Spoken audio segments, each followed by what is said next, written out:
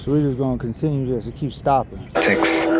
Long before written history, human beings looked out at the world and found themselves confronted by a mystery so vast that it has never truly left us. The mystery of existence itself. The rivers flowed, the stars moved across the heavens, children were born, the seasons returned, life emerged from places where only months before nothing seemed to live. Everywhere they looked, existence appeared, yet nobody knew why. Why is there a world at all? Why does anything exist? Why does life emerge? Why does reality continually transform what does not yet exist into something that does? Across thousands of years, humanity produced countless answers. Some spoke of gods, some spoke of cosmic battles. Others imagined divine craftsmen shaping the universe like an artisan shapes clay. But beneath all these stories lived a deeper question. A question so ancient that it sits beneath philosophy, beneath religion, beneath science itself. What existed before existence became visible? Most modern people imagine creation as a beginning, a moment, a starting line, a point where reality suddenly appeared. But some of Africa's oldest cosmologies imagine something very different.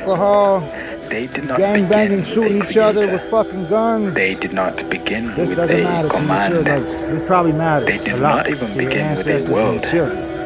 Instead, they began with a mystery. A mystery so ancient that it appears again and again across the continent. In the temples of Kemet, in the traditions of the Dogon, in the stories of the Yoruba, in the cosmology of the Bakongo. Different peoples, different languages, different centuries, yet all of them seemed to remember the same thing. Before the gods, before the world, before creation itself, there was something else. And the deeper we investigate what they believed existed before creation, the stranger the story becomes. Because these traditions were not describing a distant moment in the past. They may have been describing a process that is still unfolding around us right now.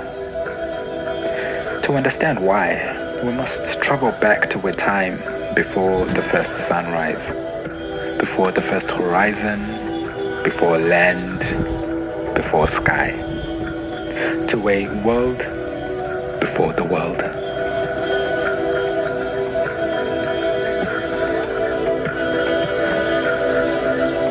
To understand why, we must begin with a question that is far older than any civilization, a question older than kingdoms, older than temples, older than writing itself.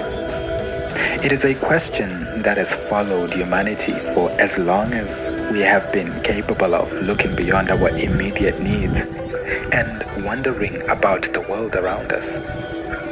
Where does existence come from? At first, the question seems simple. Children ask versions of it naturally. Where did the world come from? Who made the stars? Why is there a sky? Why does life exist at all? Yet, the deeper we pursue these questions, the more elusive they become. Every answer seems to conceal another question behind it. If the world was created, what existed before it? If there was a creator, where did the creator come from? If there was a beginning, what made the beginning possible? I think it's a primordial again mother. And again, human thought arrives at a horizon beyond which certainty begins to dissolve. And it is there, at that horizon, that mythology is born.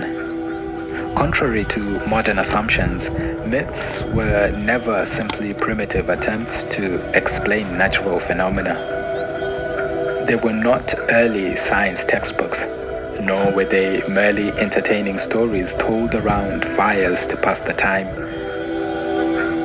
At their deepest level, myths were maps. Not maps of geography, maps of existence. They were humanity's attempt to orient itself within mysteries too vast for ordinary language. How do you describe the birth of the universe?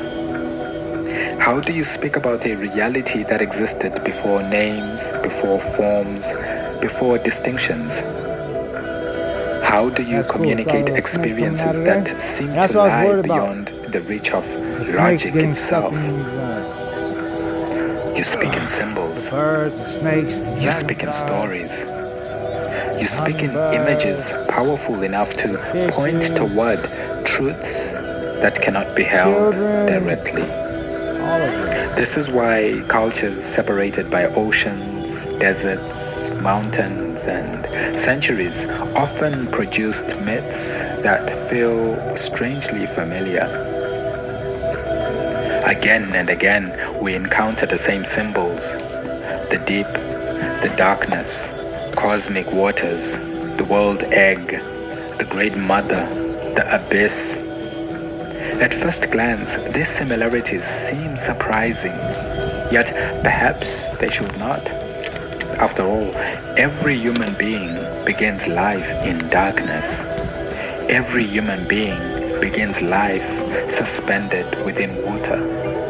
Every human being emerges from a hidden realm into a world of form and distinction. Perhaps it is not an accident that humanity repeatedly reached for the same symbols when attempting to describe the mysteries of beginnings. But there is something especially striking about many, because while other traditions... So hold on, I'm gonna pause it there. But as your book and your Bible separates you from this earth,